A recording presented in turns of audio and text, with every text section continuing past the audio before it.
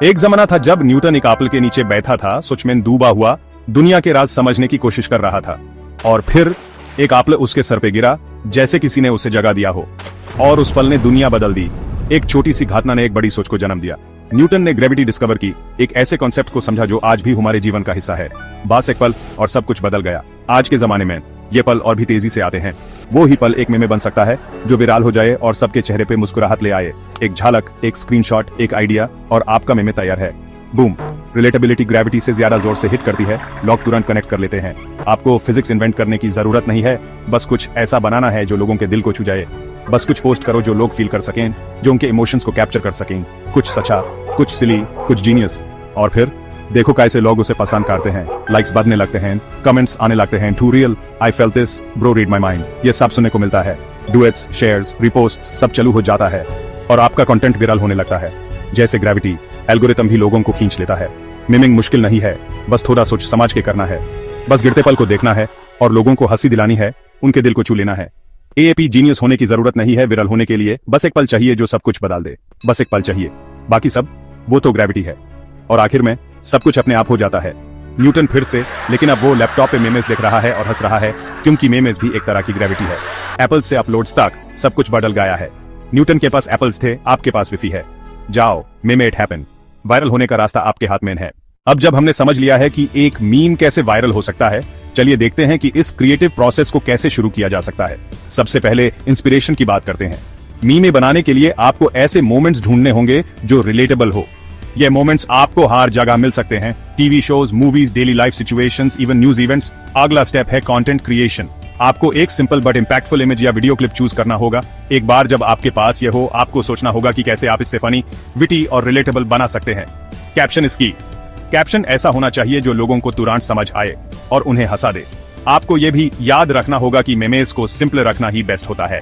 Over complicate करना जरूरी नहीं है। Sometimes less is more. एक सिंपल इमेज और एक कैची कैप्शन ही वायरल होने के लिए काफी होते हैं। और जब आप अपना मेमे बना लेते हैं तो उसे शेयर करने का वक्त ही आता है। सोशल मीडिया प्लेटफॉर्म्स का सही यूज करना बहुत जरूरी है। आपके मेमेस को सही ऑडियंस तक पहुंचाना ही सबसे इंपॉर्टेंट है। हैशटैग्स का यूज करें, रेलेवेंट ग्रुप्स और पेजेस पे शेयर करें और आप देखेंगे कि आपका मेमे कैसे वायरल होता है। फाइनली एक बात याद रखना जरूरी है, कंसिस्टेंसी इसकी। अगर आप रेगुलर बेसिस पे क्रिएटिव और फनी कंटेंट पोस्ट करते रहेंगे तो आपकी ऑडियंस भी ग्रो होगी और आपका कंटेंट भी वायरल होने के चांसेस बढ़ जाएंगे। So keep creating, keep sharing और देखते हैं आपका नेक्स्ट वायरल मीमे क्या होता है। तो दोस्तों, मीमेस बनाना एक अर्थ है और हर किसी में ये टैलेंट होता है। आपको बस अपनी क्रिएटिविटी को लगाना है और दुनिया को हंसाना है। Meme it happen and watch the magic unfold. अब जब आपने समझ लिया है कि मीम्स कैसे बनाए जाते हैं और वायरल होते हैं, अगला स्टेप है इसे एक बिजनेस अपॉर्चुनिटी में बदलना। जी हाँ, आपने सही सुना। मीम्स सिर्फ एंटरटेनमेंट के लिए नहीं, बल्कि मार्केटिंग और ब्रांडिंग के लिए भी बहुत पावरफुल टूल बन चुके हैं। सबसे पहले आपको अपनी निचे डिफाइन करनी होगी। ये डिसाइड करें कि आप किस टाइप के मीमेस बनाना चाहते हैं। क्या आप कॉमेडी मीमेस बनाओगे या फिर एजुकेशनल या मोटिवेशनल मीमेस? अपनी निचे को पहचान कर आप अपने ऑडियंस को बेटर टारगेट कर सकते हैं। अगला स्टेप है अपने मीमेस को मोनेटाइज करना। इसके लिए आपको कुछ स्ट्रेटजीज अपनानी होंगी। पहला ऑप्शन है स्पॉन्सर्ड पोस्ट्स। बहुत सारे ब्रांड्स आजकल मीमेस को अपनी मार्केटिंग स्ट्रेटजी का हिस्सा बना रहे हैं। एएपी ब्रांड्स से कोलैबोरेट करके उनके प्रोडक्ट्स या सर्विसेज को अपने मीमेस के जरिए प्रमोट कर सकते हैं। यह एक विन विन सिचुएशन होती है, क्योंकि आपको पैसा मिलता है और ब्रांड को एक्सपोजर। दूसरा ऑप्शन है मर्चेंडाइज। अगर आपके मीमेस पॉपुलर हो जाते हैं तो आप उन्हें टी शर्ट्स, मग्स, पोस्टर्स और अदर मर्चेंडाइज भी प्रिंट करके बेच सकते हैं। यह एक और तरीका है अपने क्रिएटिव टैलेंट से पैसा कमाने का। तीसरा ऑप्शन है मीमे कंसल्टेंसी। जी हाँ, आजकल बहुत सारी कंपनीज और इन्फ्लुएंसर्स मीमे कंसल्टेंट्स हायर करते हैं जो उनके लिए वायरल मीमेस बना सकें। अगर आपका मीमे गेम स्ट्रांग है तो आप कंसल्टेंसी सर्विसेज ऑफर करके भी पैसा कमा सकते हैं। और ये सब करते हुए एक बात याद रखना जरूरी है, always stay updated with the latest trends.